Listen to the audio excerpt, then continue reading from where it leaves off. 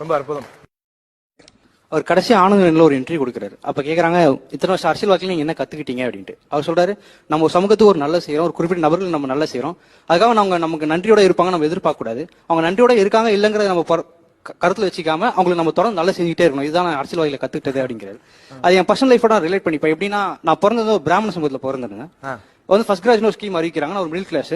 எங்க வீட்டுல எல்லாமே சொன்னாங்க, உங்களுக்கு வந்து ஃபர்ஸ்ட் கிளாஸ் பிராமணஸ்க்கு தரமாட்டாரு, மற்ற சமூகத்துக்கு தான் தருவாங்க, பிராமின்ஸ் அது கிடைக்காது, நம்ம ட்ரை பண்றது வேஸ்ட் அப்படின்னு சொல்லியிருந்தாங்க. அப்போ வந்து ஃபர்ஸ்ட் கிரேட் வந்து பிராமின்ஸ் எல்லாருமே உண்டு அப்படின்னு அறிவிக்கிறாங்க. எங்க அப்பா ட்ரை பண்ணா கிடைச்சிருச்சு எங்களுக்கு. ஆனா இனி வரைக்குமே எங்க வீட்டுல யாருமே டிஎம்கே ஓட் போட மாட்டாங்க. அவங்க வேற ஒரு மாற்று தான் யோசிச்சுட்டு இருப்பாங்க. இப்ப கூட ஒரு கமல் தான் போறாங்க அவங்க.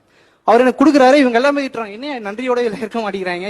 என்ன சுற்றம் யாருமே இறந்த போது கூட ஏதோ ஒரு வன்மத்தோட தான் பேசுவாங்க, சுற்றம் இருக்கு அத்தனை பேருமே. ஆனா அவர் வந்து எனக்கு இவ்வளவு பண்ணிருக்காரு, 80,000 கொடுத்துருங்க, சொந்தக்காரன் கூட எனக்கு கொடுக்கல. என் 4 வருஷத்துல எனக்கு 80,000 ஃபீஸ் மைனஸ் ஆயிருக்கு. நான் அவருக்கு நன்றியோட தானே இருக்கணும்.